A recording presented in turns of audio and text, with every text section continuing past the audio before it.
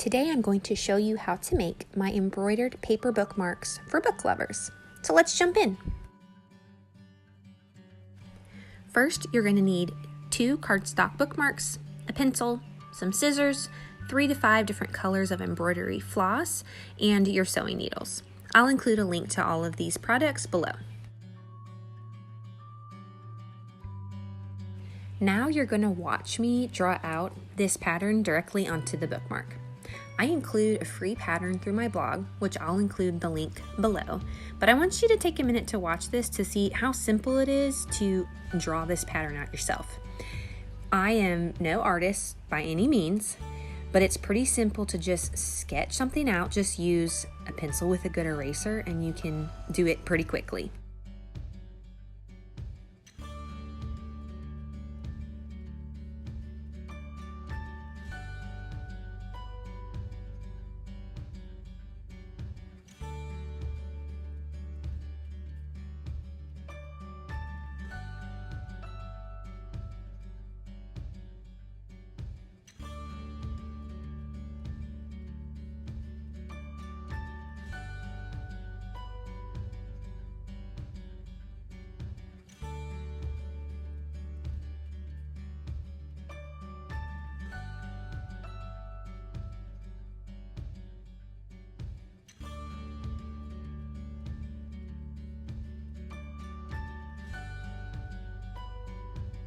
So let's get stitching.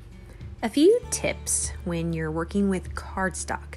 Remember, it's very different than fabric. So 1, take your time, and 2, use a smaller needle. When you use a larger needle, you'll create larger holes, and that makes it easier for the cardstock to tear. So just watch me as I go back and forth. I'm using very long stitch to create these rectangular books.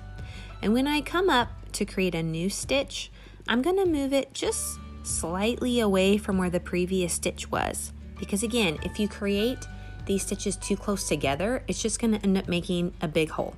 And that happens sometimes. I'll show you kind of how to repair that here in a little bit. But it helps to make little holes, sometimes just a little further away from the previous hole, maybe up a little bit or down, but you're going to want to give a little bit of space and just keep going back and forth as you create these books.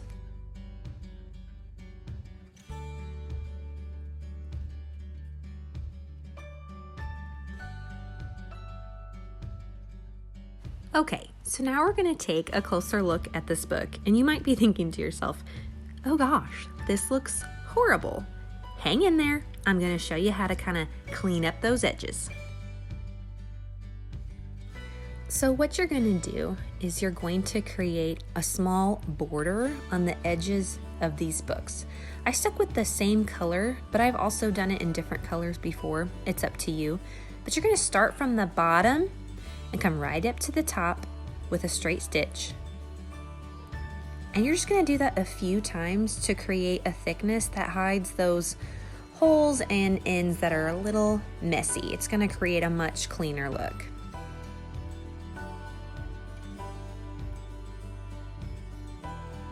So you'll just continue using a straight stitch or a stem stitch to fill in those books, and you're going to do a very similar stitch right up there with the vase on top of your books. Now again, you're going to get to the end of these stitches and think, oh boy, that is not pretty. But never fear, we're going to create another border for it. So this time I'm using a back stitch to do a border all the way around that vase. You'll see I come up from where that first stitch is, and then I go down and just make 1 stitch length. Then I'm going to come back up through another hole. That's one of the keys here. Use the holes that you've already used as you've been sewing this vase. Come back up through a hole that's already there and go back down to where you ended that last stitch. And you're going to do all this all the way around.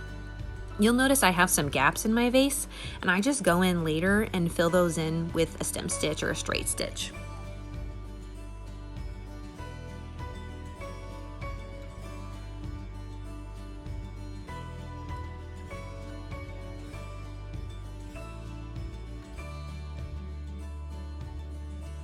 Now for the flowers in your vase, it's pretty simple. For the stems, you're just going to use a straight stitch for each stem.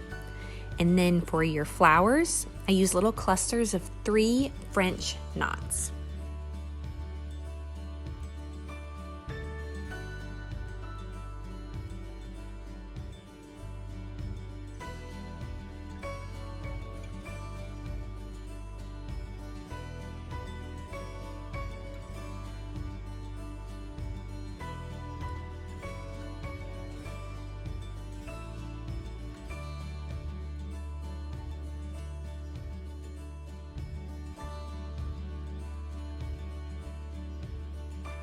Now, when you're going to stitch the words at the bottom, my number 1 tip is don't. I just used a fine tip Sharpie. I like the look of having different textures from the embroidery floss and then using the Sharpie to kind of make it stand out. You can totally sew this. I would use either a stem stitch or a back stitch.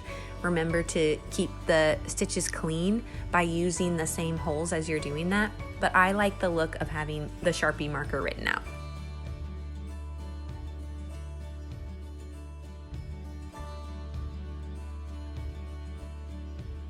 Once you've finished your writing, you can go back with your eraser and erase any of the pencil marks that you see. You can also do this with your pattern where you stitched above. So now the front is complete, but then you turn it over on the back and yikes, it's not so neat. Here's your next step. This is where you're going to grab your second bookmark and we're going to use it to cover up the ugly stitching at the back.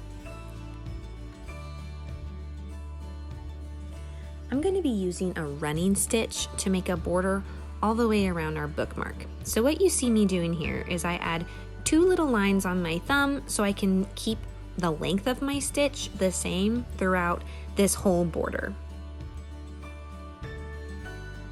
So keeping your bookmarks together, you're going to choose a spot to start this border and come up through both bookmarks, coming all the way through.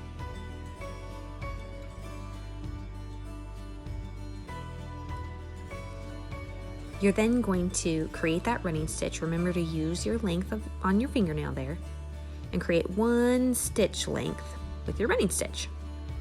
And you're going to continue to do this all the way around your bookmarks, keeping them together to create a nice clean border.